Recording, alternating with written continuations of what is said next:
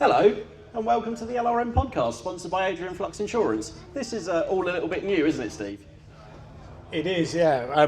This seemed like a really good idea about a year ago. I said, I know, because we were new at podcasts, and anyone that's listened to the LRM podcast will know that we've been doing it for about 13, 14 months, and we thought this would be a good opportunity to do LRM Podcast live, and now I don't think it's a good idea, because, well, I'm a bit nervous. It's a little bit different from being in the studio on the fabled Salmon Sofa, isn't it? Just me and you talking about Land Rovers for an hour. But we must introduce our special guest. Our first special guest of the podcast is Jimmy Ville. Thank you very much. It's nice to be back. This is my second podcast with you guys. It is, yeah. You were the first guest we ever had on the LRM podcast. And now I'm sitting on the Salmon Sofas, which is a massive privilege. Well, and it was a last-minute decision to bring them, really, wasn't it, Steve? Because they were, they're in the depths of the building we work in, down in the studio, and it was a bit of a mission to sort of, as you can see, they're sectional, and this is a much bigger sofa normally, but we thought, do you know what? There's been at least 3 people asked to see the Salmon Sofa. We'll chuck it in the van and we'll bring it along to Billing. It just goes to show that a decision of 3 people can make us do such a thing, but we asked to bring the Salmon Sofa out, and it probably hasn't moved for about 30 or 40 years, and it's really comfortable, and we actually have it on our stand at the Land Rover Monthly stands, and some people have taken selfies already, so hashtag save the Salmon Sofa. I'm not really sure why the hashtag is Save the Salmon Sofa, because as far as we're aware, it's not in any imminent danger. But, you know, it rolls off the tongue, doesn't it? Can I just say, as a guest, sitting on the middle section, it's quite an experience. Very phallic. For those listening, it's jutting out between my legs. And the Salmon Sofa is as well. Jimmy, we've sort of got built up quite a rapport recently, haven't we? We went down to Goodwood to do a shoot with your 90 and a very lovely soft top that Britpart had built. But you've got a much deeper, longer history with Land Rover, haven't you? Yeah, my afflictions with Land Rovers go right back to really 1997, where I went and lived in the Falkland Islands, and at the time, 99.9% of all vehicles in the Falkland Islands were series Land Rovers. In fact, I was there when the first, I think it was a Mitsubishi Shogun turned up. I think 2 came into the country. And so I bought my first car there, which was a 108 2A, which was, quite a vehicle. And I just fell in love from that very moment. Yeah, they certainly do get under your skin. I know a lot of people here will have had Land Rovers as their first cars as well, and they sort of, you know, you grow with them, you add things, you modify them, you realise you probably shouldn't have modified them, you go back, you fix them. They do, you know, this is obviously an off-road show, but being in the country that we're in, Land Rovers are definitely dominant here, and they're just such a characterful vehicle, aren't they, Steve? Yeah, I mean, we've both been around Land Rovers for many years as well. In fact, I remember coming to this show, which was on the Aquadrome, and this was the off-road course, 29 years. So next year will be my 30th year coming to this show. I've drunk some beer in this tent, I'm telling you. I bet. While we're talking about the history of Land Rovers, I was just thinking I would love this time to do a bit of a confessional about a Land Rover thing that's bugged me for many years. That happened in the Falkland Islands. Okay. Is this a good time to share? Go for it. I just feel like I'm in a safe space now. So it's a bit of my Land Rover history that still haunts me. Okay. So I'm going to tell a story. And what happened was... what happened was, you've got to say it like that. This one time in the Falkland Islands, all the vehicles were very old and getting to the end of their lives, a lot of them, but we, as a community, we would have things like changing a bulkhead party of a weekend, and everyone would jump in and work on the Land Rovers. Anyway, this one old boy had got a new Land Rover, being a sort of Series 3, and he said, I've got this old one I just need to get rid of. And me, being a young lad, getting rid of it in the Falkland Islands mean dragging it to the shore and throwing it off a cliff. So I was like, I'll help you do that, I've got a tractor. So I went in and towed this old Land Rover, which I didn't really know much about them back in the day, down to the cliff. We didn't push it off, but as young men we thought, well, we'll have a bit of fun, and we spent some time smashing some windows. And a few years later, there was an article in one of the Land Rover magazines about an army officer who was on tour in the Falklands finding a very rare Series 1 on the cliffs in the Falkland Islands, and he flew it back and restored it and it was the one that I'd spent the afternoon smashing the windows out of. So it turned out it was a really rare Series 1 that we dragged down to the sort of to its final resting place, but it did get recovered and brought back. So yeah, that was my near miss on having a lovely experience with another Series 1.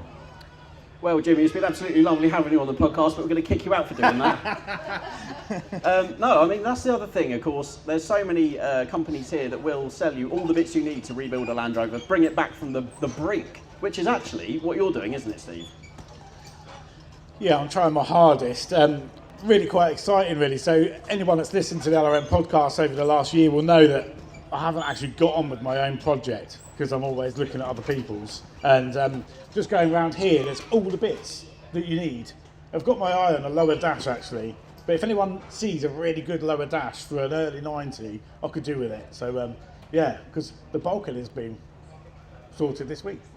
What you could do, if you do find a nice lower dash, is snap it up from a trader, swing by the LRM stand, put a nice markup on it and sell it to Steve. I've actually just been for a quick look round before I booked the junkyard, and I've just found a bit that I've been looking for years. It's the cat flap for a Series 3 hardtop. Sadly, it's quite expensive, $352, then you come down on price. But it's not got all the bits. Right. Yeah, I was really pleased to see it because that is one of those nice bits that are hard to find. Yeah, cat flaps. There's a few sort of halo parts, isn't there, around cat flaps on the Series Land Rover. Look so right, but yeah, they do hold their money. So if you see one and it has got all the bits, you have to snap it up because they're not making any more. Yeah, I know that you can get remanufactured, but it's all the small bits, all the bracketry, they're the bits that are elusive now. But there's people out here that are absolute experts, and they're rummaging in these boxes as we speak, especially around the auto jumble area, finding them and recognising them. But there's a lot of value in old Land Rover bits, unlike when you were smashing your Series 1 up. Yeah, thanks for that, Steve. Yeah, there's something that's haunted me. But I think part of my Land Rover life's been an education, and that's where it started. And then my love has developed, and my understanding has developed.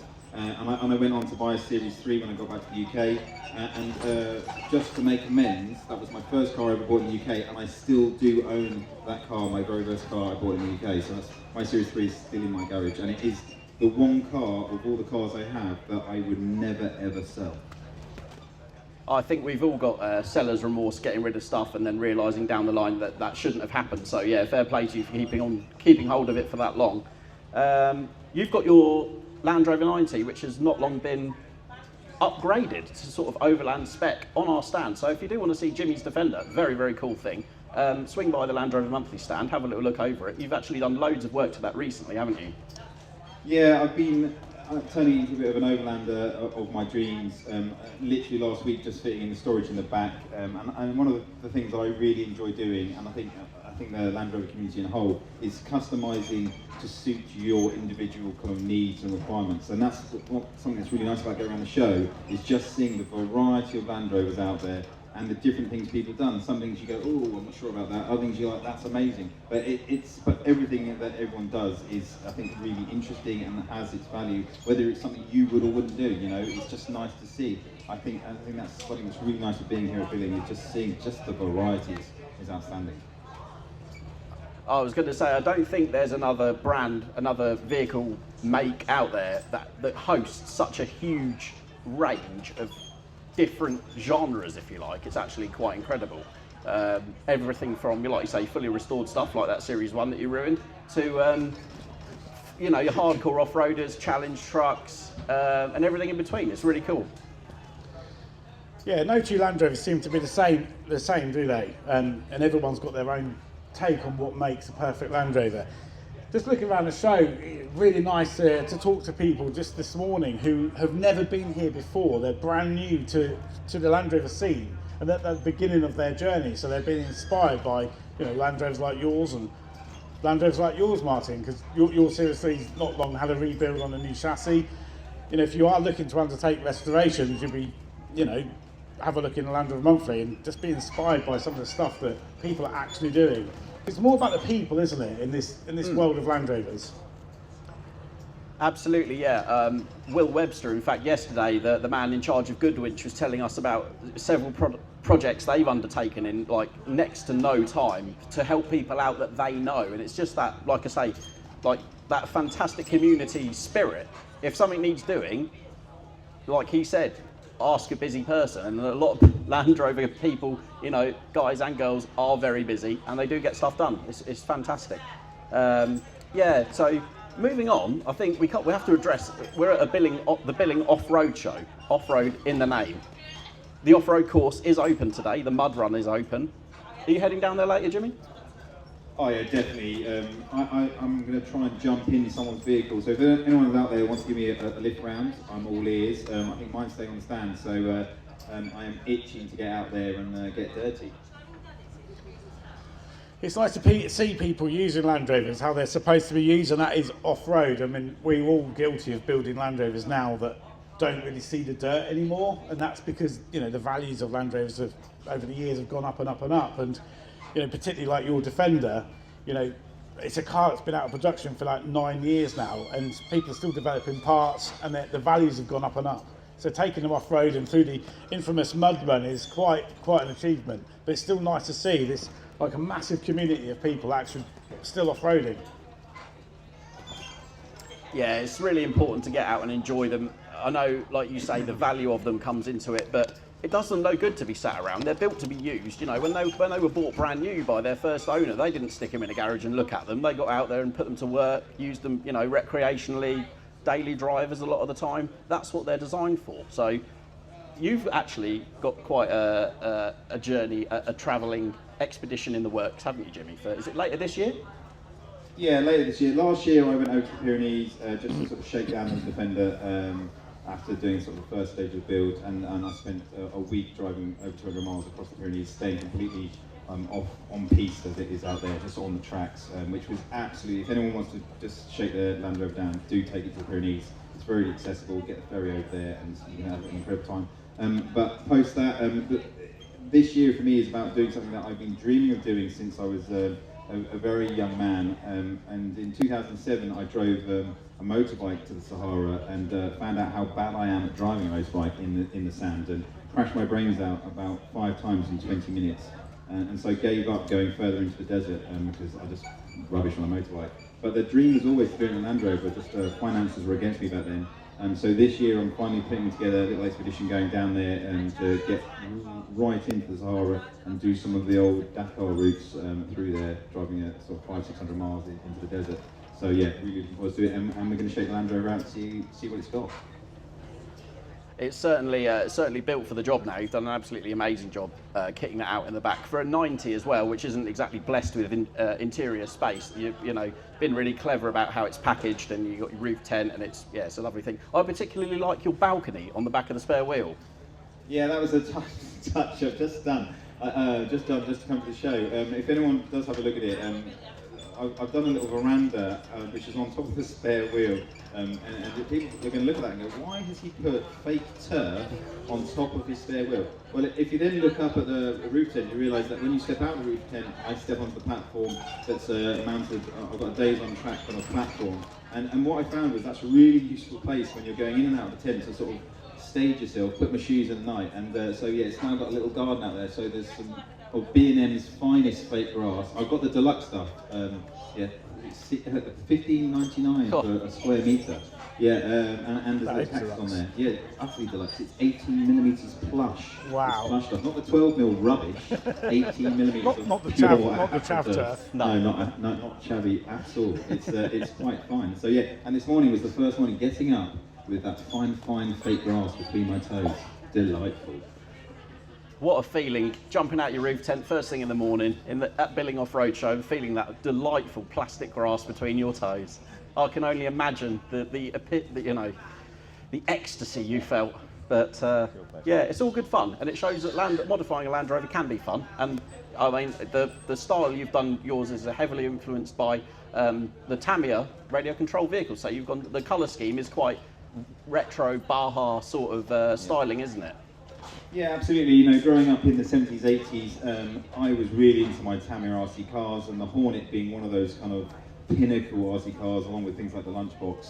And when it came to, I've had that Land Rover now for about sort of 10 years, and it was just a white sort of farm spec Land Rover, and I just wanted to bring it to life. And that kind of whole Californication era, I think it's because our generation are now, you know, in our 40s, we're sort of harking back to that, and it's something I wanted to bring to it. Just looking back at that kind of era, in the, all those cool, remember all those cool TV shows in the 80s? Martin might not, it's too young. No, Martin's looking at me very blankly. Steve, remember all those really cool shows in the 80s? What was your particular favourite? Any particular favourite? 100% the A-Team. Yeah, A-Team, Night Rider, Street Hawk. You do not like that because it's motorcycles. Yeah. They were the programs. Airwolf. Yeah, they were absolutely brilliant. Yeah. Starsky and Hutch. Yeah, loads of them. But yeah, that was a lot of inspiration for me. I used to get my BMX after watching an episode of the A-Team and think, what can I make the BMX into? And ride it around the garden with like a broom handle through the handlebars or something, just to kind of do something, thinking I was like BA. Yeah, well, so that's exactly the fun and joy that I want to bring back in my Defender, and it's the kind of reaction to it has been amazing. And just driving here yesterday, people literally pull up alongside, give you a thumbs up. So it's just really nice to see other people enjoying it. And Land Rover themselves have brought out a Californication version of the new Defender. So it seems to be a very kind of now vibe, but it's something that simply puts a smile on my face. And I say this a lot. We spend a lot of time working on Defenders. One, just to maintain them and keep them moving. Two, to kind of tweak them to the way you want to live with them. And then the three things should be just about just having fun. And the other thing I just got yesterday was a new petrol cap, which is like the billet aluminium one. Absolutely no purpose to it other than every time I fill it up and have to put all that fuel and money into it, I can just enjoy that little billet moment. Oh, yeah. It's lovely. A bit like sitting on that centre seat. Now. Oh, exactly like sitting here. It's just a joy to behold. If you notice, I've just been slowly just sliding back in it. It's quite a joy. This Salmon Sofa, there's going to be some stains on it by the end of this weekend, I really do think. Hopefully not, but we'll see. I mean, but how do you put those three feelings in order between filling up using a billet fuel cap, sitting on the Salmon Sofa, and feeling AstroTurf between your toes, Jimmy? I mean, it's all just pleasure, isn't it? It is all just pleasure. This is a conversation I didn't think we'd be having this morning, but fantastic stuff. And like I say, you'll be floating around the show, your 90s on the Land Rover Monthly stand. Do come and take advantage of the subscription offer that we've got on. Come and see the lovely ladies on the LRM stand and get yourself a LED work light / camping light, whatever you want to use it for. A hat, which Steve is modelling beautifully. Look at that. Look at that. And you can look this good. I mean, it's amazing, isn't it? Well, all he's supposed to be selling it. All for 20 quid. What a bargain. With magazines. And of course, a year's worth of Land Rover Monthly. So you can catch up with all the latest, fresh Land Rover content. Well, Jimmy, we'll let you go. Thank you ever so much for joining us up on the legendary Salmon Sofa. We'll no doubt catch up a little bit later over a couple of drinks. And thanks very much. Give it up for Jimmy DeVille.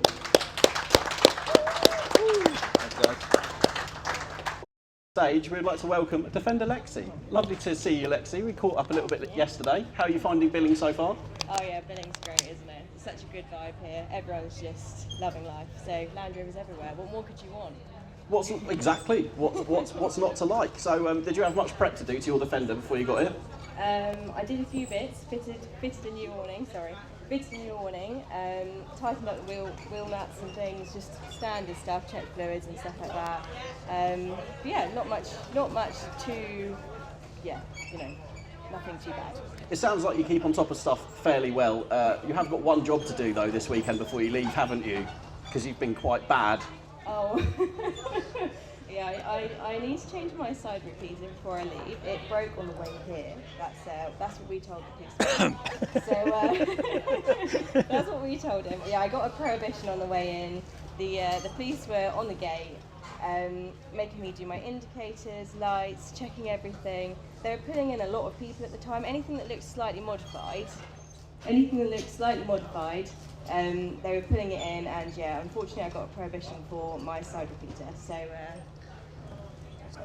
At least it's a nice easy fix. I'm sure there's a few people here who've got a much more extreme fix to do before they get to leave, so a side repeater isn't that bad in the grand scheme of things. So, yeah, just as I just put it out there, when I turned up, I also got pulled over by the police, but my Land Rover passed with flying colours, so just saying. Did they put the big stretchy gloves on for you though? The big stretchy gloves? Yeah. No. Just no, they didn't. good once over. And I didn't have to, bribe him or anything. So it's quite a good thing actually the police are here doing the checks, because we all know that defenders are. Matt's shaking his head. Did you get pulled over, Matt? I almost felt like texting you actually, just saying, yeah, you might want to. The thing is, it's a good thing though, because they're literally trying to prevent Land Rovers getting stolen. We all know that particularly defenders are at risk all of the time. There are a number of measures that you can take to keep your Land Rover safe. Some people do it, some people will not. But I saw your Land Rover's very nice. You've got bits and pieces on yours to keep it safe. Yeah, I've got an optimal swivel lock and a pedal box, and that's quite good. I've got a few trackers in it to try and keep it safe, but other than that, they're quite easily unboltable, aren't they? Like every little thing you have on it, unfortunately, can just come off pretty easy. So it's about layering up, isn't it? Layering up. Yeah, layering 100%. up. Yeah. Yeah. Yeah, that's sort of what we get a lot of questions about security, because a lot of people want to get into Defender ownership. They're a bit worried that it might go walkabout overnight, and it is all about doing all you can. If you're going to spend money in any area of a Defender when you first buy it, for crying out loud, get some security on it, because they, like as you've just said, they are. If they're not easily stolen, they're easily stripped. So, but talk to us a little bit about what you've got on the go at the moment, because you do have some projects on the go, don't you? Yeah, I've got a fair few Land Rovers. This was a situation I had yesterday, talking about Land Rovers to the policeman, and I said, well, it's like a drug, it's a bit addictive, and he gave me the eyes of like, what have you just said to me? Oh yeah, I really like air-cooled Beetles as well, and then it changed the subject. It's fine, I'm not talking about drugs or anything like that. So that was an irrelevant comment, wasn't it? You should have just... I was there with my shovel, digging a hole, it's fine. But no, I've got TD5 110, so that's my daily car. I've also got a Series 2A, which I'm restoring. So Gaudi chassis, but everything sort of top end. I'm going to try and keep it the same sort of ratty patina. Yeah, that's the look. Definitely. Some people say patina, other people say neglect. It's like a paint flaking. And fine line between the two. Line, and it's not pretty, but it's something that I think it's cool to keep it as it is. It looks cool. So, and then I've also got a Range Rover Classic, which it was EFI. It's the first year of the EFI, the clapper system. But I've just converted it to twin carbs because I could not get the EFI to run right at all. Just overfueling, and then it would die randomly. Just couldn't get it to work. So yeah, twin carbs, much easier for me anyway to set that up and get that running nicely.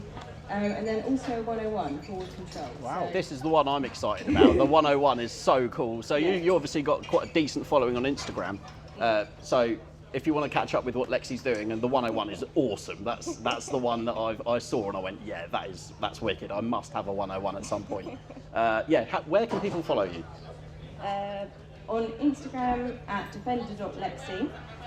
You can follow everything on there. I haven't been posting as much, unfortunately, as I would have liked to recently, but it's just life gets in the way, doesn't it? Sure. And you end up, with my TD5, it constantly seems to have issues, so I end up keep fixing that one and then putting the projects all to one side. So, but yeah, they're all on there. So when did your Land Rover passion start? Were you very, very young? Was it a family-owned thing? Was it generational?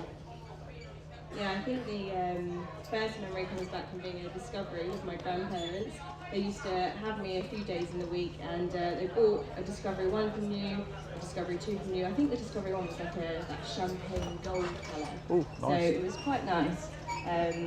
That's an anniversary colour, wasn't it? Yeah, they did it in the Atlantis blue and the gold, white gold. So that's an anniversary issue. Anniversary issue. Yeah. I didn't know that. It was cool. I think it then stemmed from there. And then my dad had a Discovery. My mum then got a Defender 90 when I was a teenager, and I remember just sitting in the back of it on the bench seats and just thinking, this is what I want when I turn 17. But she didn't let me. She said, no, the brake's not good enough on a Defender, so instead she let me buy a 1965 air-cooled Beetle. Hence why you're into it. I don't know which is more dangerous, really. I don't know. I mean, I'm quite surprised by that. My parents were against me getting a Defender for my first car. When I actually went to look at it on the farm it was for sale on, the guy also had a 1.4 Polo for sale, and my dad was like, "Are you sure you don't want that? Are you sure you don't want that?" Like, not interested, mate. getting me out of Defender now, and I've never looked back, because it teaches you how to be a mechanic, doesn't it? And from there, obviously, you see other things and you sort of pick them up, and like you say, it sounds like you've got enough to keep you going for a while anyway. Yeah, 100%. I think with the ongoing projects, next thing to do with the Series 2A is brake lines, build up the brakes, and I'm still on the hunt for a nice bulkhead. I feel like I'm asking a big thing, but they do come up often. You see them on Facebook Marketplace, but by the time I've messaged the guy, often it's just, nope, sorry, it's sold. So yeah, I'm a little bit of a Facebook Marketplace addict. I think that's kind of where I got my projects from. Facebook Marketplace, slightly addicted, yeah. Yeah, it's definitely a dangerous place. I mean, yeah, I tend to go on there most days myself. And of course, the LRM classifieds, because if you go to our website and look at the classified section, lots of that stuff has never been seen by anybody else. And you do see some bargains, but we can't buy everything, can we? Because Sadly not. We'd end up in divorce. And, you know, can I just introduce actually the lady that puts up with me every day? So my wife Louise, in fact, is, believe it or not, this is the first podcast she's actually listened to. Can you believe that? That's amazing. They've absolutely thrown Louise under the bus there, Steve. Look. Throw your wife under the bus, she looks all embarrassed now. But to be fair, you need to keep something separate from your partner, don't you? You need to have your own interests. Live your own... Oh yeah, she listens to you enough, doesn't she? Really? This is girl power, right? This is yeah. Yeah, I was going to say, you've given the mic back to a female, so I'm only going to stand up for her. Yeah, Martin, can you help me out here? I don't think you've got a leg to stand on, to be honest, mate. My wife listens every week. So, sorry, Louise. But yeah, it's great. It's great. Got a good little group together, haven't we, in our little campsite? It's a really good dynamic, and it's always good fun. We love coming to Billing. It's great. So, 110 around the off-road course, yes or no? Yes. Really? Yes. Okay. I did Friday course as well. Did you as well? Yep, I was out there yesterday. So my friends weren't too. They were interested by my driving style. I think speed and power just says it all for me. Mechanical sympathy, maybe low on the agenda. Okay. But, fix it myself, it's fine. It'll be fine. You've got to use them, don't you, and have fun with them. But yeah, today's course and tomorrow. I think I'm going to go on tomorrow. I've done the mud run before, but everything was caked in mud, so I might be a bit... I might miss that this time. But do everything else, all the river crossings, because I can flush it all out, give it a good bath, basically. I think that would be the idea. Yeah, I think unless you've been through the mud run in your own Land Rover, you've not properly experienced Billing. And what my top tip is this. So when you go to the off-road course, you get 2 laps. On the first lap, do the mud run. On the second lap, avoid the mud run, but go through all the water, and it helps wash it down a bit, because you don't really want to be taking it all home, because it tends to stick to your Land Rover for, well, the full next year, really. You're permanently washing it out. Yeah, I think it was last year. I went round with my friend Jubilee. I didn't do the mud run last year. I did it the year before, and I thought I do want to go through it. But her truck, she had a little 90. Jude went through it, and so much mud came in, and I was sat there and ended up getting caked, and it splashed onto my face, all over. My cap fell on the floor, caked in mud, everything. I had to just walk into the shower afterwards to rinse myself totally down to get it all off, but it was great fun, so yeah. There's a lot to be said for having your floor panels sealed up properly, isn't there? I learnt that early on when I went through floodwater in my 90, and the entire interior got washed and the headlining was dripping on it. But we've all been there, I think, looking at. Yeah, there's some nodding heads. Yeah. But the obviously Billing, the mud run is infamous. Also, the Billing Dust. The Challenge Southwest guys are obviously doing their thing up on the hillside there. If you do want a passenger ride, £25 will get you 2 laps around that awesome challenge course in one of their absolutely mad off-road vehicles. Lexi, you haven't done it? I haven't done it yet, no. I need to get out there, don't I? This is the year. Be a passenger. Yeah. 100%. Just experience them guys, taking it to the max, really. And all for charity. All for charity. So that's amazing, isn't it? That's the best thing about it, I think. So. Yeah, so they raise money over the course of today and tomorrow, passenger rides, and then they add it to the value of everything that happens tonight at 7 p.m. on, I think it'll be just outside there, the auction, the charity auction has grown in size. So just out here, the entire showground will be here bidding on things. And I think last year they made something like £10,000 or £11,000 for charity. So it's absolutely fantastic. So each year they've actually managed to beat it. And this year it's for a diabetes charity. So focusing on development of studies to cure it. So it's not a case of if they can cure it, it's a case of when. So that's what the charity is today. And it's always something to do with somebody at the showground. So they always select them from next year from somebody that's affected by something. So will you, is anything you're going to bid on today, Martin? Well, this is part of the magic of the charity auctions. You never know exactly what's going to be in it until you're stood there a few pints in and going, hang on, I really need that. Sticking your hand in the air, and before you know it, you're the owner of quite a lot of stuff. I think, what did I bought a flat cap last year, which was... A child's flat cap for you? I don't entirely know what came over me, but it was, again, it all goes to charity, so it doesn't really matter if you buy something you don't really need.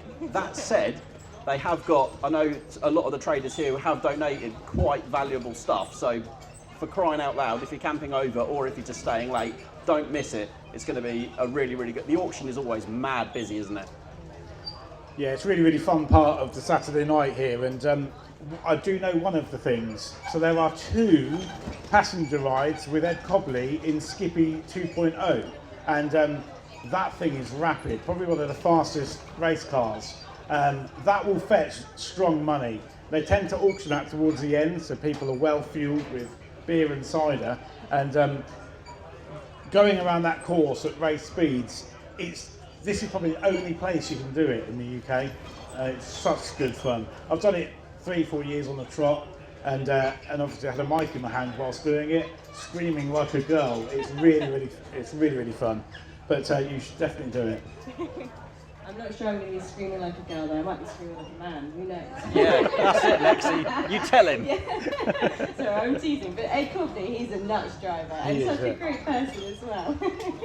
Yeah, we'll be having a chat with Ed later on the show and tell stage. Oh yeah, that's a great time to plug the show and tell, isn't it? If you've got a Land Rover or any other 4x4, or maybe even a 6x6 that you want to show off to everyone else at the Billing Off-Road Show, please come and find us at the LRM stand, or even after this podcast, and we'll tell you where you need to be at 1 o'clock, and we'll come and have a chat with lots of people and lots of lovely vehicles on the mound. So yeah, anything to add, Lexi? I think that's it. I hope just everyone has an amazing time at the show. It's great to be on here. Thank you very much for having me. Not at all. Thank you ever so much for giving up your time to appear on the LRM podcast. Please do give Defender Lexi, what's your Instagram one more time? Defender.Lexi. Defender.Lexi. Give it a round of applause, please. Thank you ever so much for coming up. You've been a great guest. Thank you. No worries. Okay, Fitter Matt. You may know him off of the internet. Matt, how's it going? You've actually come in your Defender again, haven't you? It's the second show you've made it to in your 110. It's because I haven't used it in between the two. Oh, saving it. Very good. So, going back to May, I suppose, you came to our event at LRM Live at Malvern. It was a bit of a stressful time for you, wasn't it? Just a little bit. Turned up 2 days late. Just about a day late. A day late, yeah. Yeah, spent the day in the workshop. Just about got it through an MOT. Luckily, my friend owns a local test station. Not for a friendly test, just for a late test. But yeah, got it tested, trailer on, Series 1 on the trailer, straight to you guys. I was going to say, we were going to mention the Series 1 in a bit, but you brought it up already. Quite an exciting thing, really. You brought that to LRM Live, and we had a good look round it. Very, very cool, short wheelbase, open top, and a 2-litre BMC, isn't it? Yeah, 2.2 BMC engine, famous for being in canal boats, vans, various horrible things. But yeah, that is being raffled currently and ends tomorrow night. We're drawing it at 7 o'clock tomorrow. There you go. So if you fancy winning yourself a diesel-powered Series 1, that is what you need to do. Where can people enter that? So tweedle.com, go on there, it's the first thing that will come up. It's £20 a ticket. I think there's only about 400 tickets left. We only sold 1,700, so it's pretty good odds. Very good odds indeed, yeah. I'm tempted to have a little flutter myself. I'm not normally someone who goes for raffles, but I do quite fancy a Series 1. So give us a little bit about your background with Land Rovers, if you would. So it starts here, basically. So my dad was a trader. He sold tools on these things. So I got dragged every weekend out to the shows, steam rallies, Land Rover shows. Of course, I think I was about 4 or 5 when we started. The most interesting ones to come on were the Land Rover shows. So I could toddle off and watch the off-road course. It was more interesting than steam engines at the time, which they might be competing for the interest now. But yeah, so I was dragged here. I used to go and park myself out by the mudroom when I was a kid. And yeah, back now with my own Land Rover. It's that seed that gets sown so young, isn't it? And people, just 100% on board with Land Rovers, and they do get under your skin. But you were saying, you told me a little while ago that most people have like a Lamborghini Countach or a Ferrari F360 on their bedroom wall. You had a 110 double cab. I did, a dark green 110 double cab, which during COVID of all things, I managed to buy one. So yeah, here it is now. It's come up full circle. I mean, I've got the sports car as well. I couldn't resist that. But yeah, I just keep seeming to buy more of the things. It is easily done, isn't it? Steve, what have you got a question for Matt? Because we sort of chilled out, didn't we, at LRM Live, but we didn't get really a chance to interrogate him properly in the arena like we promised. So I think now is the time. I think it probably is. So I first discovered you on, dare I say, TikTok, because I'm, obviously down with the kids. So on TikTok, it's Fitter Matt. Yeah. And you're probably known on TikTok, well, for saying things that you ought not to say. So he's on his best behaviour here because we're at a family Land Rover show. So where do you get your quirks from? Is that your natural way, or is it like an act? Is it your character, your persona? Can't give away all the secrets. It's basically a full day's worth of frustration built up and saved into a 60-second video, just so I don't upset someone who I'm now working for myself again on my own. It's not too bad, that's why they've tamed down a bit now. But when I was in a corporate environment and I couldn't say the things I wanted to say, it all built up, and yeah, it turns out the internet's a good place to let these things out, isn't it? Absolutely. If you everyone should check out Fitter Matt on the socials because he is hilarious. He's a proper funny guy. I'm sure he won't mind me saying that. Probably best not to have kids around when they watch your videos. Well, they might pick up some new phrases. They might pick up a few warnings as well about certain members of society. Yeah, true. I mean, one of the things you do when you finish your videos, you say a CV at the end, which is something I found myself signing off on an email to Martin the other day. Yeah, it was. I'll see thee. It's just a really kind of northern saying, isn't it? So you're obviously getting out there. You're getting into people's psyches. It was when I was writing the article here, trying to write without being northern. And the odd bits I did slip in there, the Apple spell checker was getting very confused with trying to keep up. No, it's all good, and it's that voice. That's what people, I like to think, still love about Land Rover Monthly, is we have a fantastic team of contributors, which we are adding to with some fresh faces. Hint. There's another hint over there as well. So yeah, it's exciting, but everyone has that individual voice. It's not. I won't go on a rant about AI, but it's important. No, not much. I'm not going to do it, but it's really important that everyone has their own character and has their own opinions, and you've certainly got some of them. And you see that does come across in the pages of the mag, which we're super proud of, and long may it continue. But so you say you're working for yourself now, you're a self-employed mechanic, but you've dabbled in a few other bits and pieces in your time, haven't you?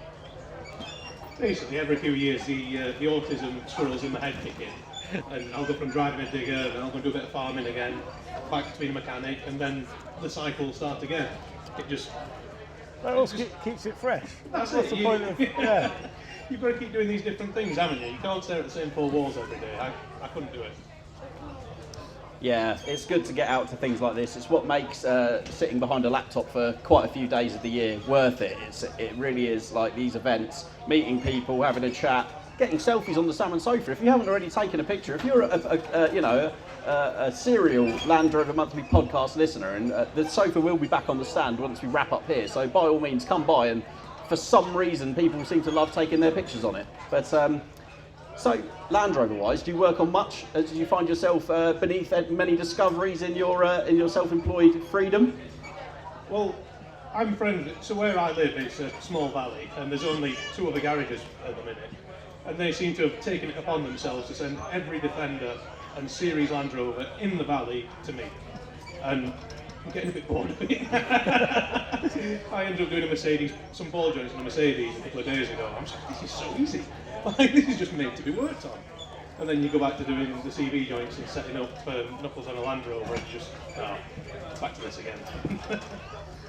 So you're working a lot on the old stuff. So what's your opinion, then we're going to get some opinions on modern Land Rovers, so post 2016, shall we say? It seems like Land Rover have got one good engine here and 14 terrible ones. And the good one will have strokes of genius, that are genius. And then the 14 terrible ones will just make up for that by being completely incompetent and ruining perfectly good designs. So for example, on the Discovery 2 TD5, they're a pain to clean up, so the header tank's lower than the back of the engine.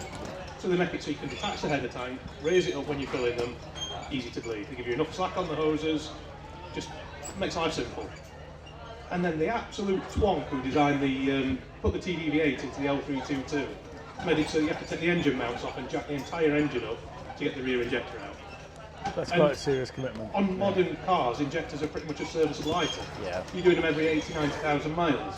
You shouldn't have to go to, 3 or 4 hours labour? Just to get to be able to taking it out, when literally a hole in the side of the battery box with a rubber bung in it, or even a dent that my old L322 may now have from a decent sized hammer, it's literally half an inch of clearance that you need.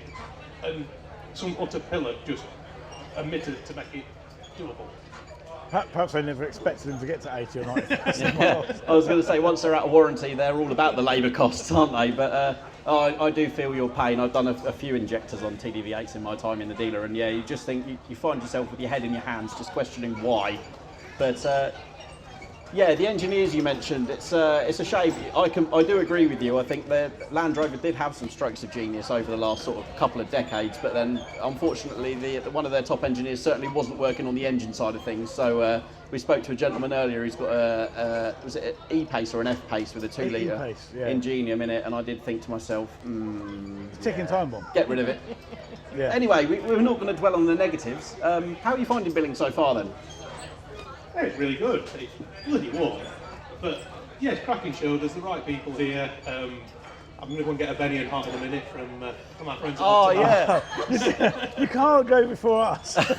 I'm getting in there first this time. But yeah, I've just been speaking, so I've had a good chat with Luke at LOF.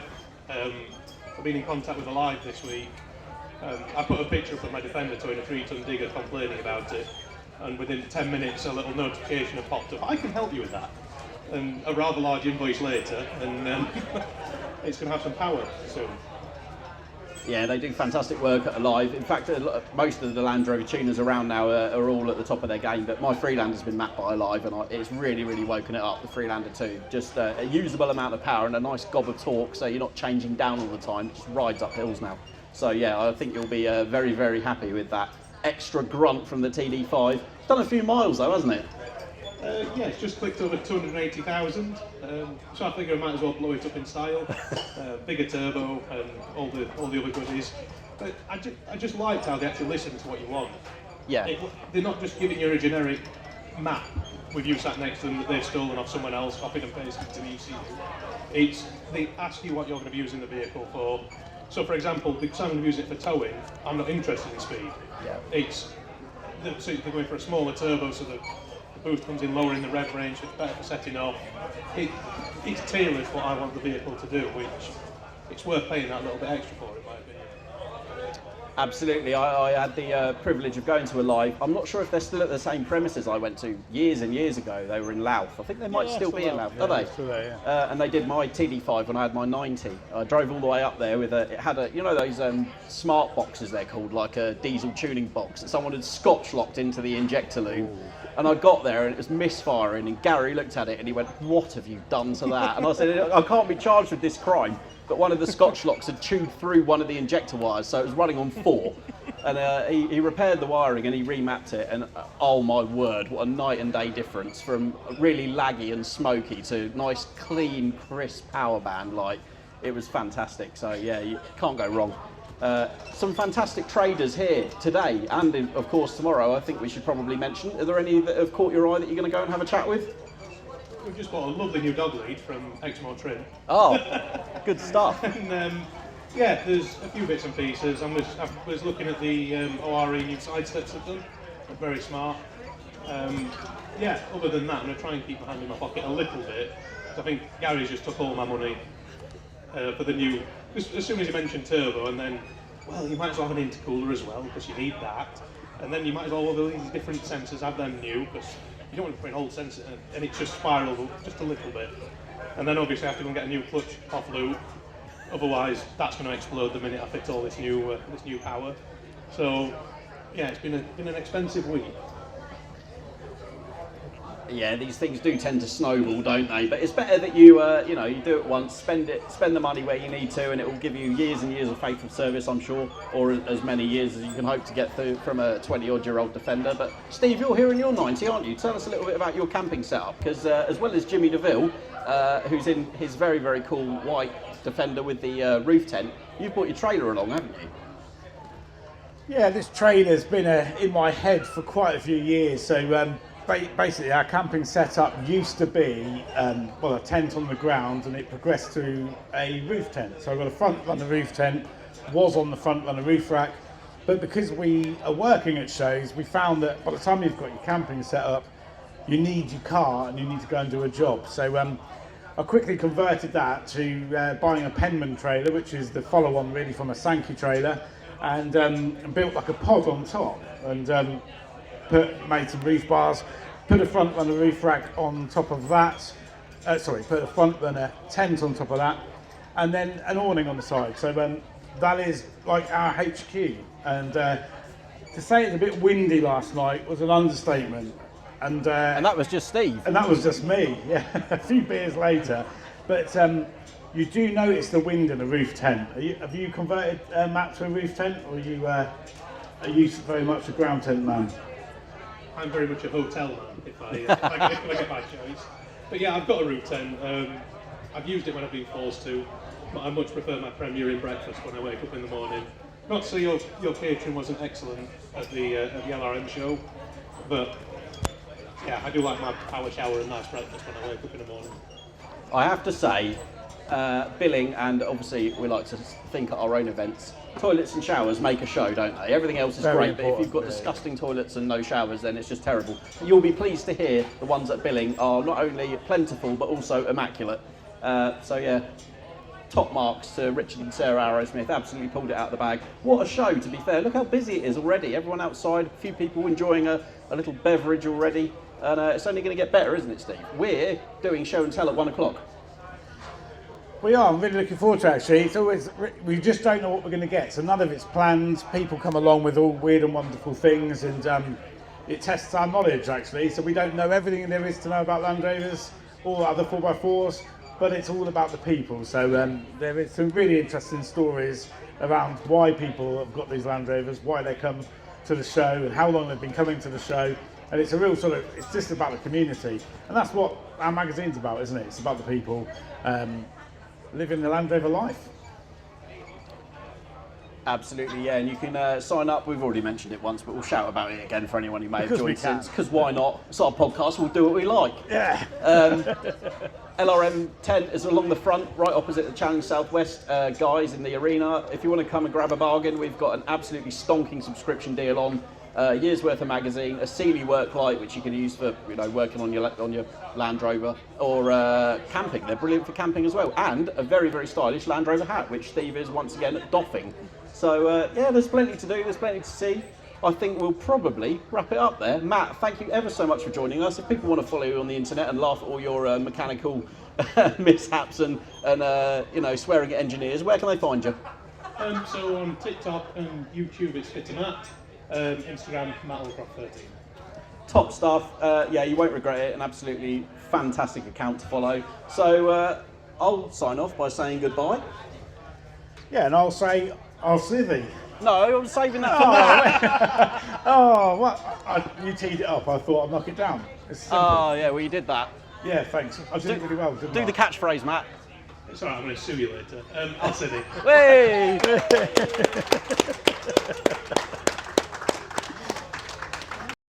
There we go, cool. Right, ready? Hello and welcome to the LRM Podcast, sponsored by Adrian Flux Insurance. We're at Ville again, day 2, Steve. Yeah, day 2, definitely very, very warm in here. I'm having a bit of a hot flush. But yeah, what a great show, and nice to see people, all the alcoholics in the room. It's like Weatherspoons on a Monday morning, isn't it? Weatherspoons at any time of day. But yeah, here we are, day 2, the LRM podcast on the Salmon Sofa. The legendary Salmon Sofa are I think, LRM podcast groupie Greg King with the Save the Salmon Sofa custom-made t-shirt. Big up Greg King, previous guest on the LRM podcast. A round of applause. The dedication to the Salmon Sofa has been fantastic. Loads of people taking selfies, and yeah, what a reception it's had. I think it'll have to come back next year. Anyway, we've got Defender Lexi back on as a guest because she's got an update from the mud run, haven't you, Lexi? Yes, I do. I broke my truck this morning, just a little bit, going through the mud run. Shock bush at the bottom has gone, so totally deteriorating. Luckily though, got back to camp and everyone seems to have all the parts I need to fix it. I've come here and they're like, yeah, don't stress about it, we'll fix it while you're gone, which feels weird, it feels odd. I've got a little pit crew working for me, but that's really great in some ways, but just weird, yeah. What's not to like? So you've basically come swanning over here to have a chat with us again, and you've already got like a team of mechanics getting that shock bush sorted out. Have you had any other casualties, or was it just that? Just that I know of so far. Last time I did the mud run, killed the alternator, so I'm really, touch wood, can't see any wood around me unfortunately, but touching my head instead. Probably the base of this or It's something. the base of the Salmon Sofa. We're going to touch the base. There we go. But yeah, last time was the alternator. Fingers crossed this time, no other casualties, I hope. Yeah, the infamous mud run here has taken a lot of Land Rover's lives, haven't they? And going through the deep mud and water does test the vehicle. Shock bushes, they just get hooked up, don't they, underneath? But better than the top one. If you break the top bush, Easier to change. easier to change. Yeah, could be worse. Yeah. How's your indicator? Oh yeah, indicator update, please, Well, Lexi. I've side repeater update. Exmoor Trim, they've been my heroes. They've split a kit for me and have given me a Y-Pack side repeater to replace today, so I'm no longer a criminal. I can go back onto the road totally legally and won't get pulled by the police. So prison sentence has been suspended. You're off the hook for now. The side repeater has been restored to full working order. It will be interesting to see how many Land Rovers came here in legal condition, but won't be leaving in legal condition. Hopefully not many. But yeah, all good fun. And we're happy to be here. We had a cracking day yesterday, didn't we, Steve? We did. It was very, very full on. So obviously we're based ourselves on the Land Rover Monthly stand, and yeah, lots and lots of people coming to see us and just to say hello. And people who've listened to us on the podcast, really, really good fun. Nice to meet people. Obviously, I've never met yourself, actually, Lexi, and you're known quite a lot for being on Instagram. Yes. Yeah, I'm quite active on Instagram, more so than anywhere else, I'd say. So to be very honest with you, I hadn't heard of you either. So I'd heard of Martin.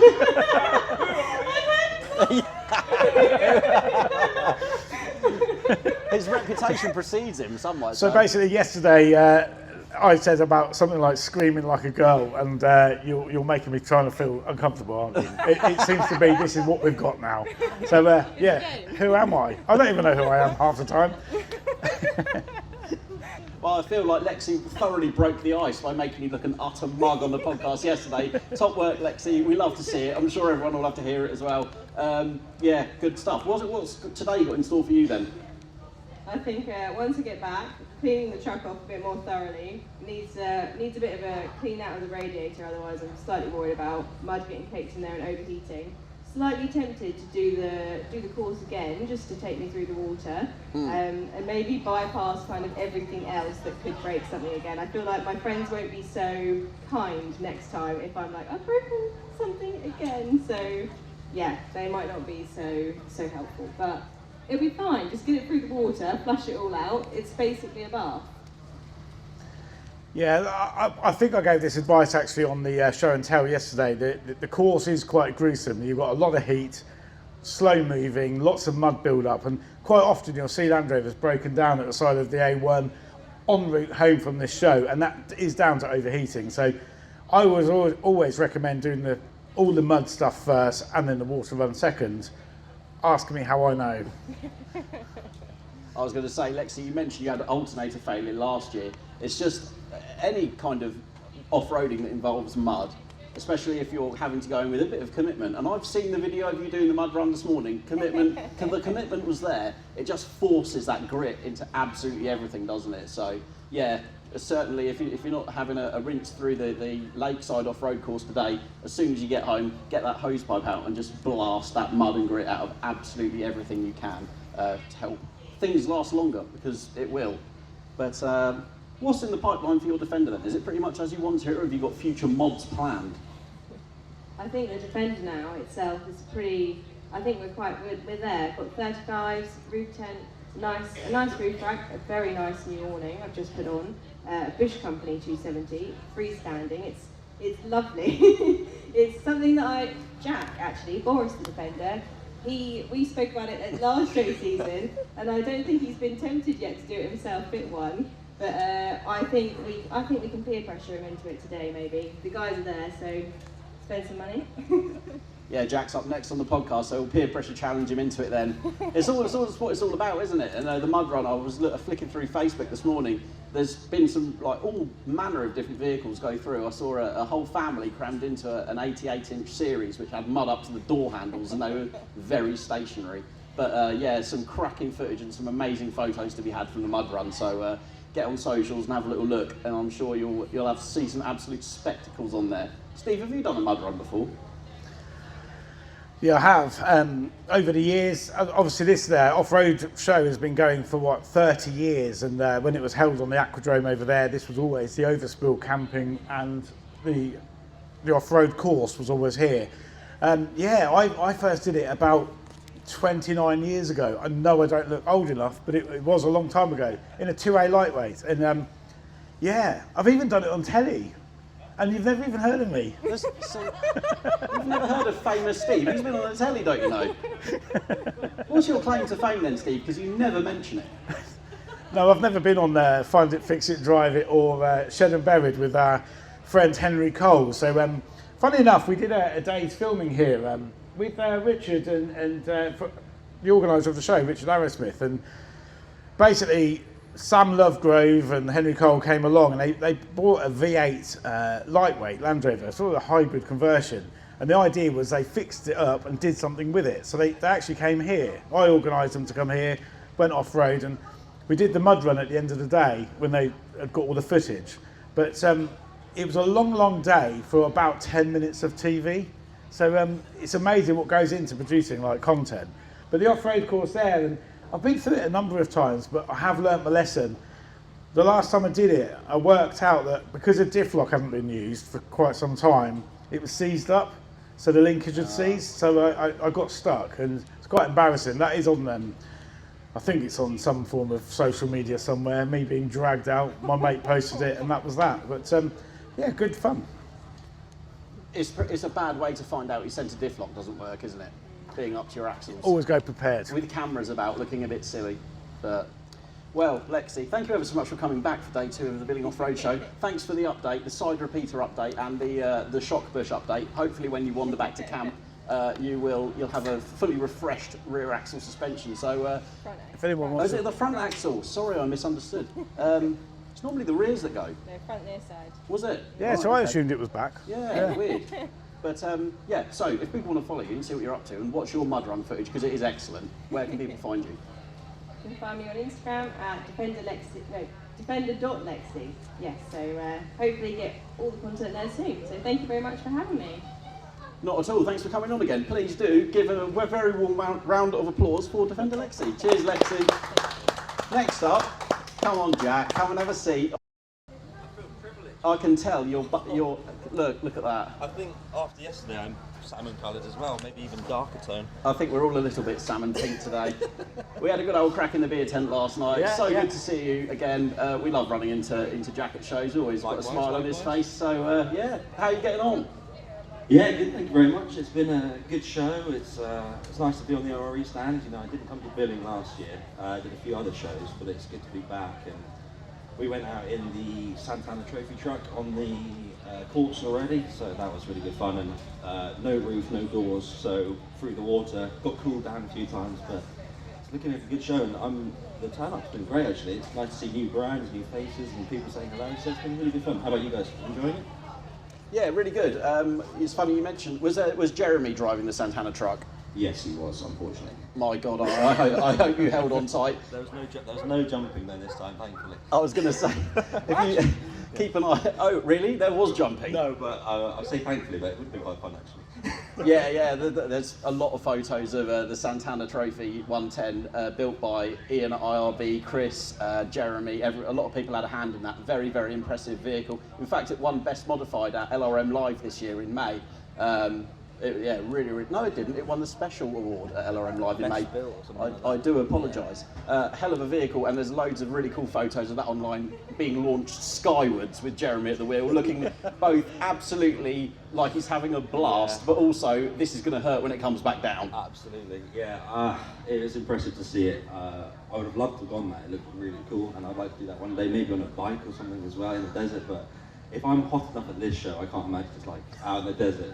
And I don't know I think Boris is probably over GVM anyway, so probably would sink in the sand anywhere I went. So I'd like to do something like that, a bit of a rally or an event to take it on. It'd be pretty cool actually. Yeah, I'd like it. And yeah, it looked an amazing trip. It looked really cool. Yeah, you mentioned Boris. Boris is your defender, isn't he? Yes. He's actually graced the cover of LRM, and he graced the cover of LRM the month I started on the magazine. Yeah. We had a camp out, didn't we, down at the side of the river, sort of quite close to where we work, and it was freezing. Pat was there as well. Pat, the previous editor, and you guys all nice and snug with your diesel heaters and your roof tents, and it was a bad time for me. It was pretty chilly. Yeah, it was funny. I felt honoured to be passing over the torch, to be there for the moment. Pat was there with me for the camp, and then you came in the morning and he left, and it felt like a good passing over moment. But it was funny because it was frosty all morning, and it was about to sort of lighten up, but the fog just stayed all day. Tom, the photographer, was great, and we just had fun. It was a good day, wasn't it? I think your interviewing style's really calming, which is really nice, and I had a good day talking about the truck. Trying to go up some grassy moments and started sliding back. And when you've got a sort of a scared face on, it's not a great situation. You look a bit nervous. I forgot about that. Yeah. And I didn't manage it, unfortunately, but that was great. It made for good pictures, didn't it? It was, and it was a good day, and it was a nice afternoon to see it. It was a real privilege to have it. It's still the top picture on my Instagram. It's a sort of tick box bucket list moment to be on the front of that. Oh, really cool. Brilliant! Well, yeah. Very worthy of it as well. Steve, you've seen Jack's Defender in person, haven't you? What do you reckon? It's a really neat setup, isn't it? Yeah, well, actually, it is. We were looking in the back of it yesterday, and it does look a really lovely place to spend some time. And even since it was on the cover of LRM, you've done like loads of work because you didn't you start with like a new bulkhead? Yes, so the camp had stayed the same the whole time for 3 years. I'm amazed it's lasted that long. But yeah, since then, all of the non-superficial, solid stuff that you've had to spend the money on, and something that makes a truck really worth something. Because people have asked me, what do you think it's worth? And I think until you've got a solid foundation of a new chassis and a new bulkhead, you have no idea. So now, 2 years apart, which was not really planned, some circumstances came up. I did the bulkhead and chassis together. Total about 6 days, the job in total, and it's an interesting one because again it looked exactly the same, but the peace of mind was there, which is really nice. The idea of having the DDS and Richards bits in there absolutely sorted for the next, I don't know, hopefully what we were saying, like beyond my lifetime, hopefully it's nice to have them sorted, and it's just I've always said it would be no point doing what I do to it if it was a financial thing. If I want to sell it, it'd be a waste of money. So hopefully it's going to be with me forever, go on generations, and it's definitely a passion project and a part of the family now. That's why it's got a name. Well, yeah, as soon as you name a Land Rover, I think it becomes part of you, and it definitely is part of you because you've got to ask, are people following you or are they just following the Land Rover? Exactly. And the fact that you've built, the vehicle's worth more to you than it is in a financial worth. Let's be honest, none of us do this for the money, do we? We do it because we love the vehicles. you've spent a lot on it in time and effort, and the fact that it still looks like you could just jump in it and go around the world, and that you're ready to go now, aren't you? Yeah, I sort of have an opinion of it that I love it and I want it to be as solid as possible, but I also like the idea that it's not showroom at all. The side panels look like someone's tried to break out of it before I bought it, and there's scratches all down it, and it's not clean here, and it's just ready to go. So I like the idea that you can go anywhere, stay anywhere, and also it's sort of, I think the one thing that I had no idea it would like ever people would want to follow it, but I think what people like is the DIY aspect, brush painting it, and just like using second-hand parts as much as possible, and then just enjoying it and trying to do as much as, obviously there are a lot of things I can't do, but I think people like the, accessible side of it and being able to do it yourself, and then just using it, because if you did a full respray, full everything, and did a full restoration rather than a rolling restoration, when you've done it, you're like, oh, maybe I won't take it on that anymore, which I might be like, I almost flipped it the other day and I smashed the old chassis, but now the new chassis you wouldn't want to do that, so there's a hindrance to it as well, but it's lovely to see that it's all ready to go. Yeah, you've recently refurbished your Land Rover Martin, haven't you? And featured on the LRM YouTube page, and building a Land Rover essentially, or restoring one on a gravel driveway. We've had a lot of feedback about that because people think that we're going to be in like a really polished workshop with all the tools and all the lighting, but we're the same as everybody else. We're on gravel driveways and limited tools, and for me, limited experience. But my good mate Martin helps, and just it's authentic, and people like that. Yeah, absolutely. So day to day, then, what is it you do as a day job? Because you've got quite an interesting job, haven't you?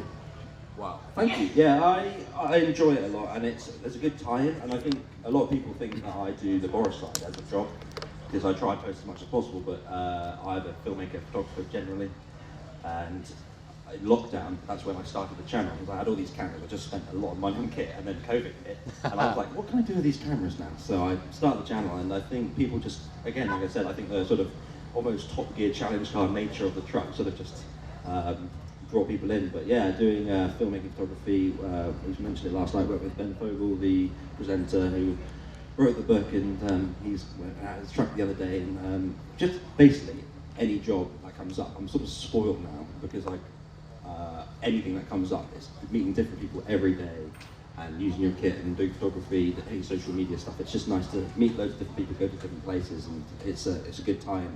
People always come and go, oh, that's why the photos look like it. I was like, oh, well, thanks, yeah, it is my job. So hopefully it sort of ties in quite nicely to Instagram, and means that you it helps the other way, because you do YouTube and Instagram, and I do a lot of social media filming and work. It means you have an idea of the landscape as well, which is quite a good time, really. It's enjoyable. It works well.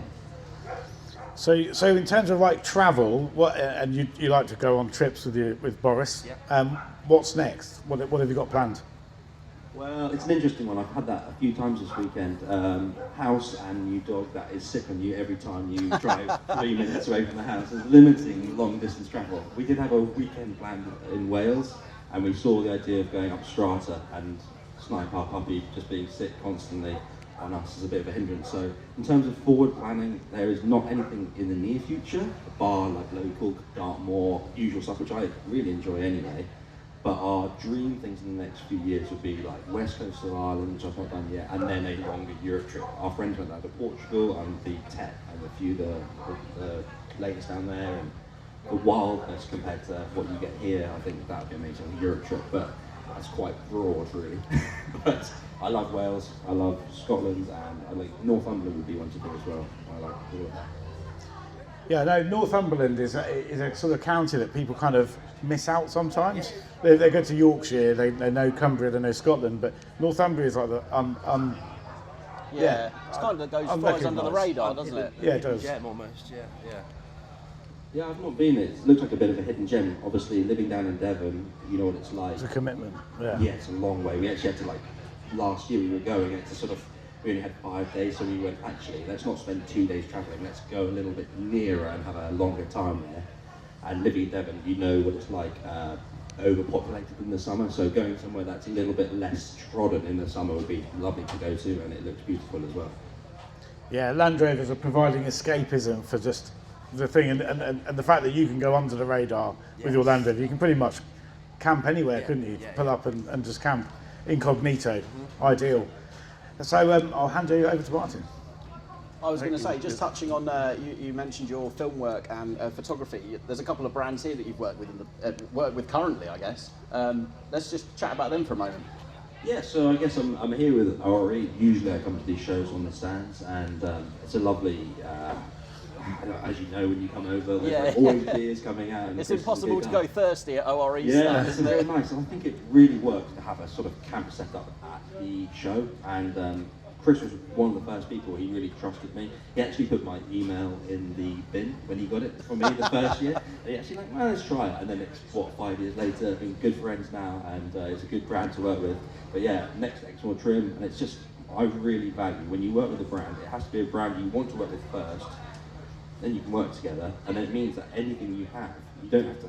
I never take money for anything, and it means that if you're promoting a product, that's good. You can only say good things about it, and it's lovely, and it's. I think the relationship there. I'm probably quite bad at being formal as a, in a professional manner. So I never, any brand I work with, it always turns into a sort of a friendly mates thing, which is lovely, and I value that more than just any financial or product-based thing. But yeah, they're great brands to work with, and all British brands, which is really good.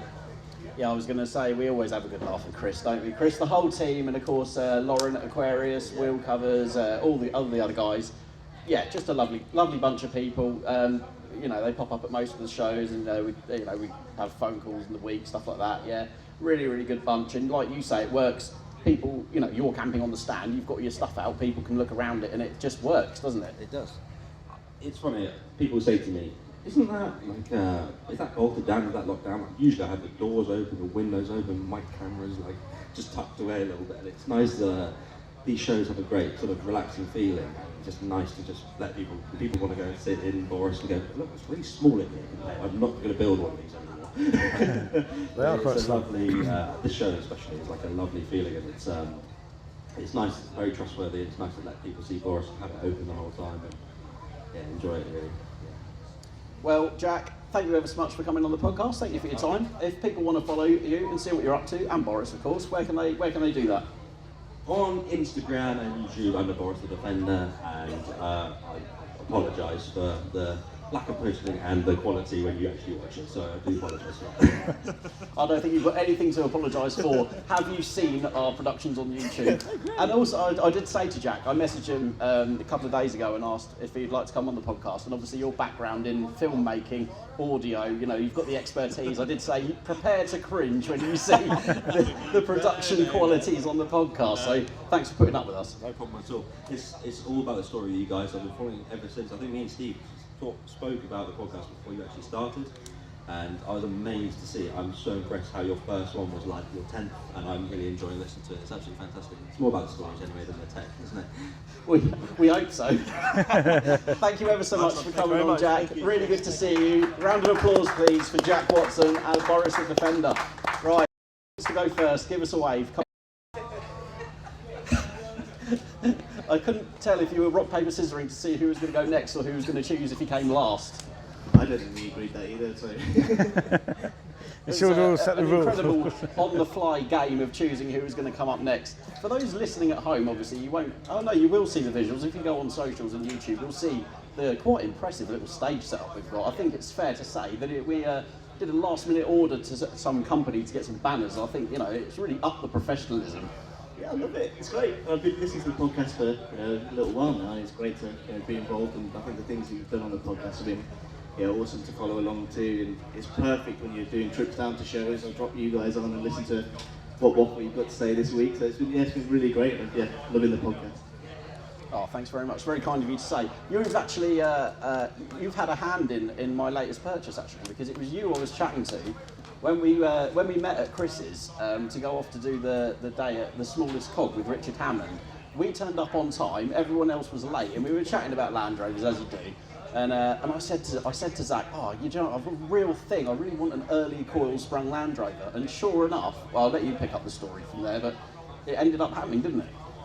Well, Ian's is like a sweet shop, isn't it? I don't know whether you've both been, but he's got bits and pieces, all interesting stuff, tucked away in random corners. And when you said you're in the market for a specific landy, couldn't believe it when Ian rocks up and he's like, oh yeah, that one over there, you can have that if you want. And your eyes lit up. And I was like, Martin's not going home empty-handed here. Yeah, so strategically, Martin decided that we should go and do a YouTube on buying a project vehicle. So then we it's on our YouTube page, so check it out on Land Rover Monthly. And it's about buying a 110 project, wasn't it? And we poked and prodded, found some bits and pieces. Next thing, I thought you were acting out a negotiation. And next thing, there was handshaking. And I thought, have you just actually officially bought that? Yes, I have. I thought, what? So off camera, we obviously took it back, didn't we? And got it going.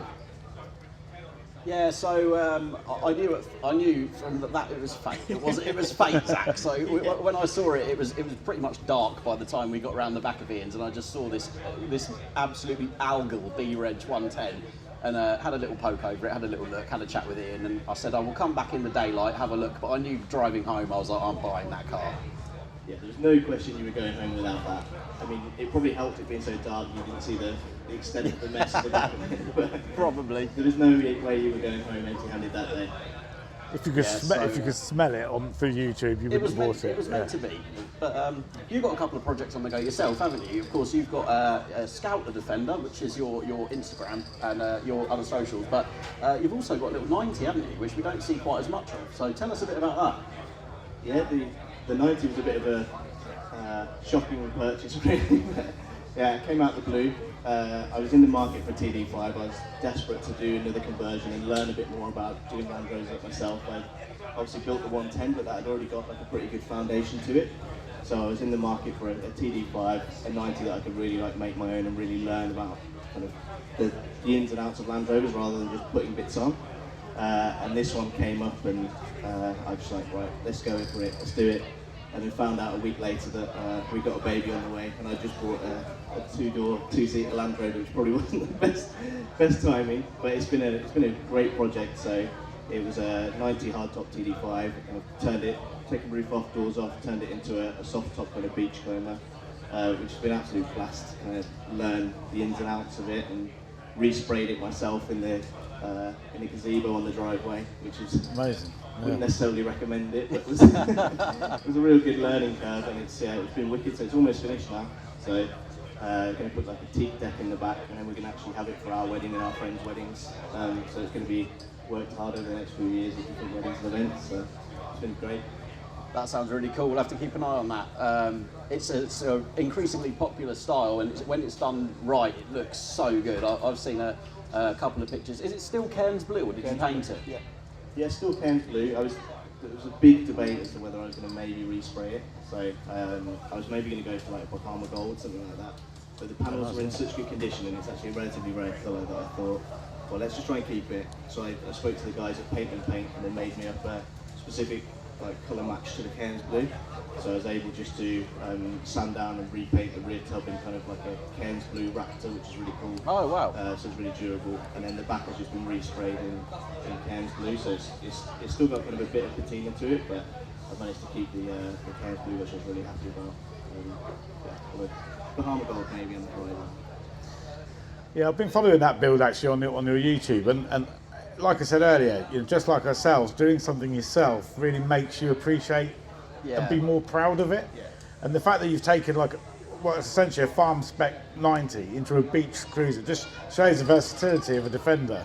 And as soon as you take the roof off a Land Rover and make it into a soft top, it immediately feels like a car for adventure. So in terms of daily, you don't really take the TD5 out much? Not too much. When I've got time on my own, I'll definitely go out for a blast in the peaks in it. It's cool, like on a Friday evening when it's sunny, to get the top down and go for a hoon with it. Daily is 110, so that is my daily car. My partner has a little Kia run around, so I just use the Defenders to get about my day to day. Although, the 110 with the rooftop tent on isn't necessarily the most practical thing to be kicking about with. But they're the two trucks on the driveway, and they're my daily cars basically. Yeah, I was going to say you've got to watch out for those height restrictions when you've got a bit of an extra suspension height and a roof tent. But yeah, Scout the Defender is, as you said, you're on ORE stand today. Looks absolutely brilliant. It's metallic black, isn't it, yours? Yeah, I mean, there's a really nerdy story around the paint colour. It's a Sumatra black, so we could go nerdy if you want to, but it was basically, when the tsunami hit in 2009, was it something like that?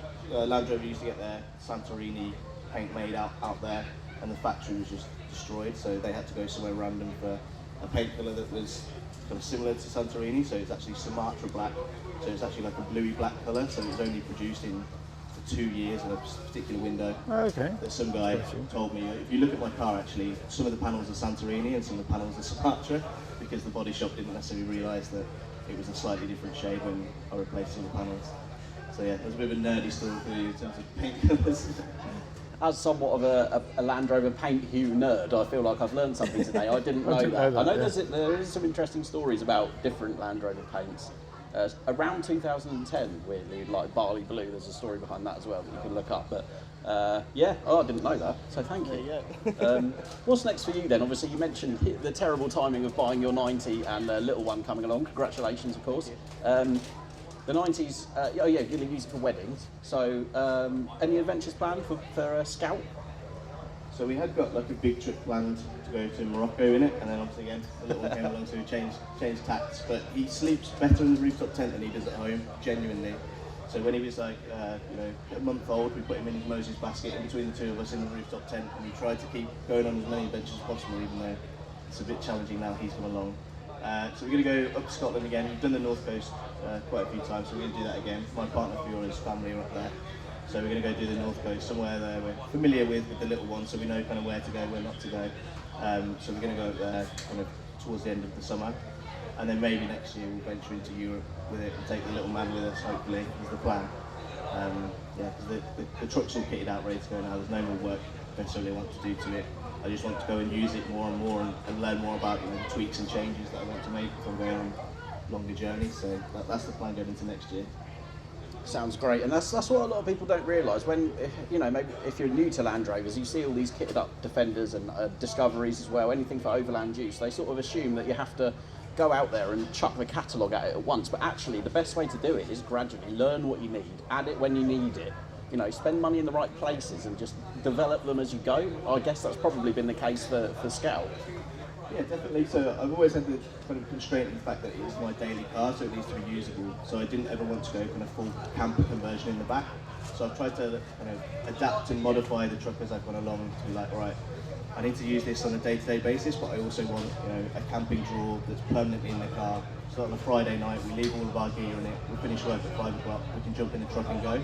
So whilst it's not a totally converted camper, try to kind of get it, like bridge that gap between a daily car and something that Friday night comes and we can get straight out into the beach and go camping. And that's something that we've refined and learned over time, what kit we want to leave in the truck, how we want to use the drawer system, how we want to adapt it's generally the way we use the car.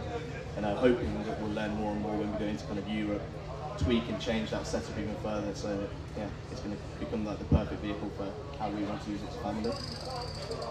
Sounds fantastic. Obviously, people will be able to keep up with your adventures when they do happen. Where can we find you on socials? Yeah, so it's Scout the Defender on Instagram and on YouTube. I document some of the builds and the mishaps that go along with rebuilding these two trucks. So yeah, you can find me there. Great stuff. Zach, thank you ever so much for your time. Thanks for joining us on the podcast. We'll keep up with you, we'll see what's going on, and hope to bump into you later on as well. Yeah, thank you guys. Yeah, nice to work with the podcast. Cheers. Give it up for Zach, everyone, please. Paper, scissors, and you sent Zach up first. A man that I only met for the first time last night in the beer tent, because that's where you meet everyone.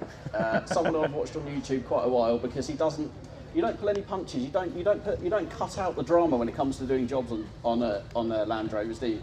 Ladies and gentlemen, it's Ruben. Yeah, thanks. I didn't mean to wear salmon trousers on the Salmon Sofa, but I'm not naked. You've actually colour coordinated brilliantly. Sorry, Dale. It's Dale Ruben, isn't it, everyone? Dale Ruben, I'm the new guy, so no one really knows me very well. But yeah, I try. Yes, I guess I don't like the fluff and the polish. Yes. So I try and show all the normal human stuff. So we met about 10 minutes ago, didn't we? Well, 10 minutes before the podcast started, and I think I remember you last night, but we were probably about 4 or 5 beers in at that point. But so you hang out with these guys on a day-to-day basis, and you also produce content for YouTube? Yeah, not daily. I mean, Jack lives down in Devon, I live near Brighton, and Zach lives way up north somewhere. The north is a mystery to me. I don't know anything above the M25, it's just the north. So he lives up there somewhere. Yeah, I do YouTube as well. I've got a YouTube channel which is just sort of based around my Defender and kind of doing stuff to it and enjoying it. I'm going to start doing some trips eventually, finally, when I get there. But yeah, it's just about having fun and enjoying the process of building it and modding it, and yeah, who wants to know? I'll take. So the video that I think probably first introduced me to you, and I recognised you instantly when we were having some drinks last night, was the Defender seat retrim. As someone who's wrestled with Defender seats, but Steve warned me. He said they're not easy, and I thought they can't be that bad. They sell DIY kits, but your video really highlighted all the challenges, shall we say, of doing it, and it made it so much more personable and real that when I came to do it, that's the video I kept going back to.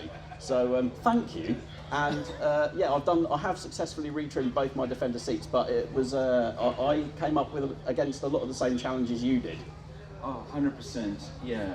Well, thank you for that. But fortunately, Exmoor Trim, their kit is so good that, like, I don't know, it made it a little bit easy, but man, it's not as straightforward as you think. Yeah, I'm glad that you referred to that. That's cool. It was a struggle for sure. And I don't know, I'm just trying to it's just having fun with it. It's definitely not a how-to video, so I'm surprised you used it for that. But, because I kept referencing the Exmoor Trim videos, so you got sort of like third generation information, but I'm glad it worked.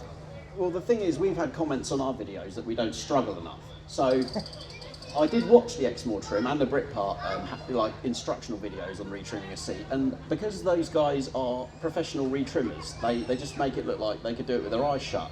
So it was great to see someone who couldn't do it with their eyes shut, because it made me realise that not being able to do it with my eyes shut was normal. I can do greasy things and nuts and bolts and stuff like that, but when it comes to trimming stuff, that is a whole other ballgame. Yeah, I remember about 10 years ago having a go at retrimming seats, and it sticks in my memory as the single worst job I've ever had to do on a Defender. I mean, it almost caused a divorce between me and my wife before we were even married. So it was just the most stressful thing, and trying to get the clips to not split sort of vinyl seats.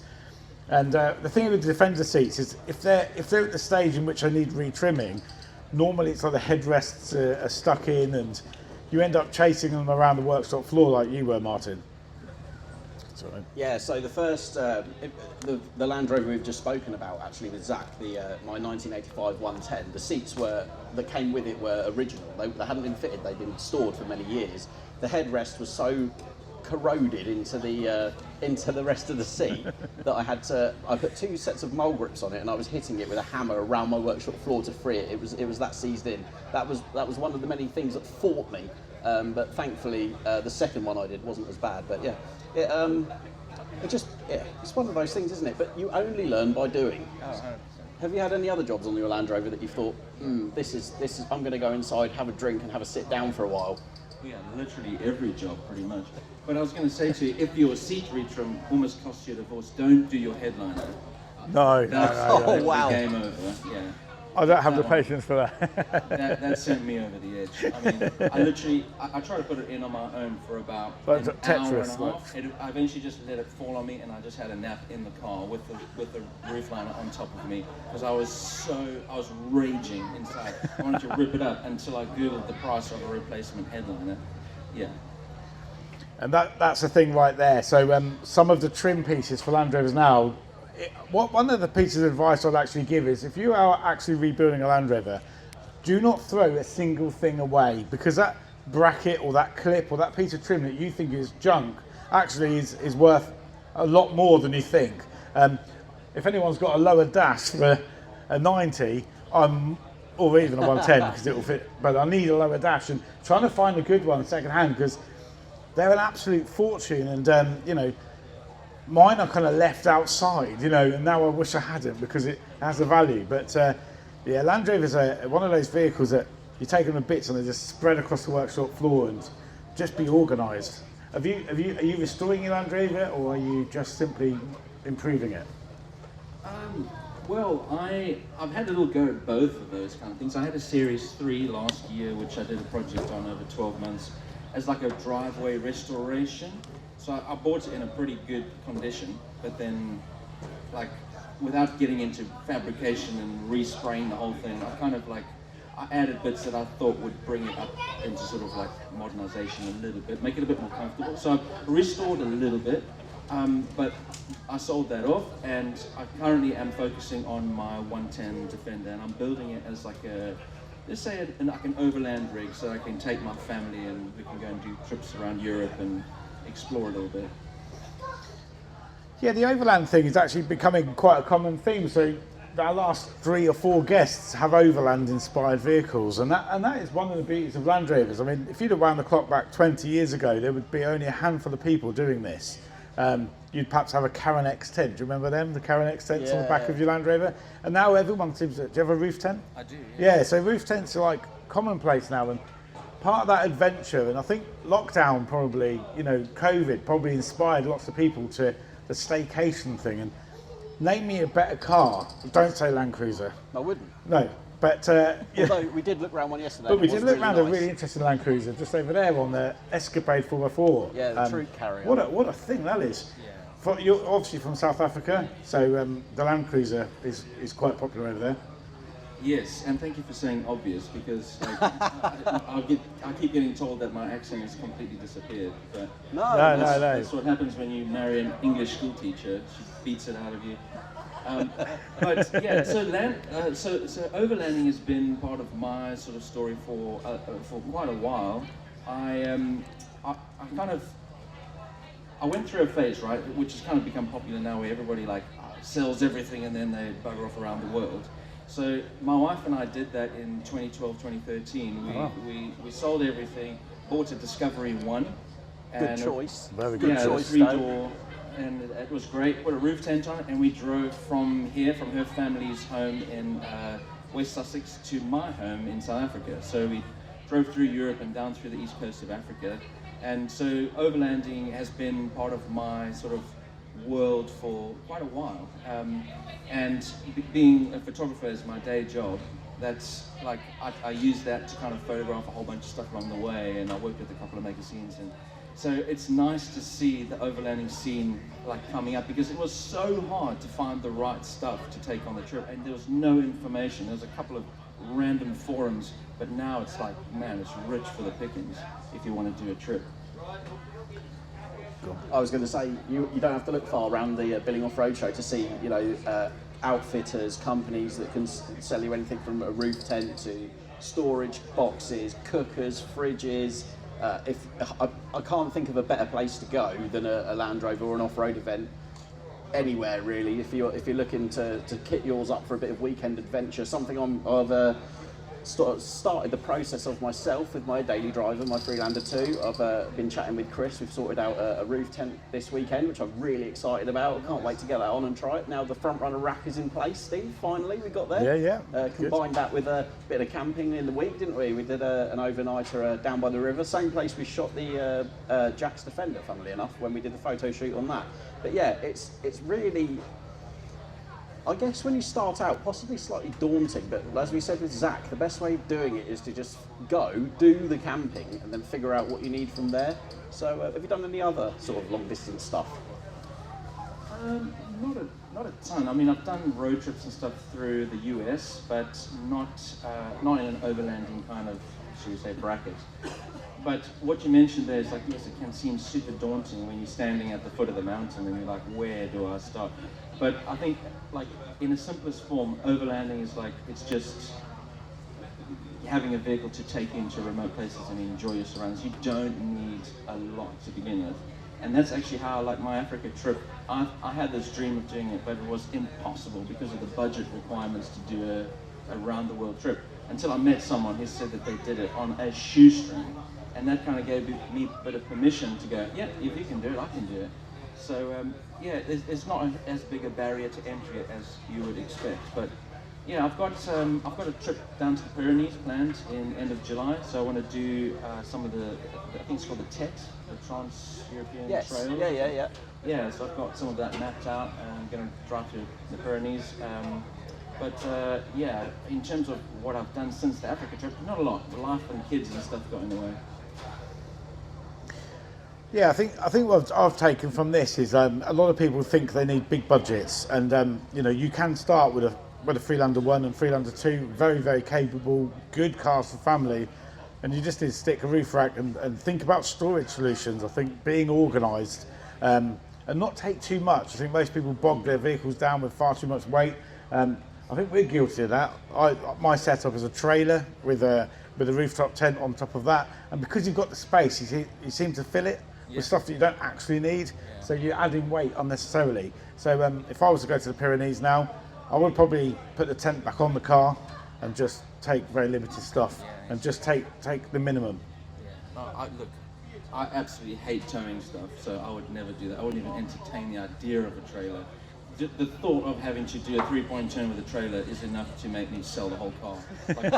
What worse than a headliner? Yeah, worse than doing a headliner?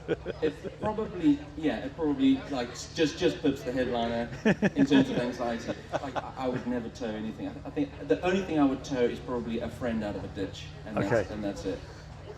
But yeah, I lost my train of thought. Can I hand over to you? Sure, I've become somewhat of a bit of a connoisseur of thinking on the fly. So yeah, live podcast, Steve. Can you believe we're doing this? Just over a year of doing the LRM podcast, and we're sat on a stage in the beer tent at Billing, a fantastic Billing Off-Road Show 2025, and we're like just doing it, just winging it, really, aren't we? Yeah, a lot of people think we have a plan every week, and we tend to go down into we call it a studio. That's a posh way of saying well, it is a studio. It is a studio. And we sit on this exact thing like Anton deck, and we say, what are we going to talk about? And the conversation flows, and often we think we're going to run out of things to say, but there are so many things to say and so many interesting people. And I think that's what this scene is about. It's about the people enjoying their cars, enjoying remote places, exploring, and long may that continue. You know, the great thing is we're amongst like-minded people here, and yeah, what a great scene to be involved with.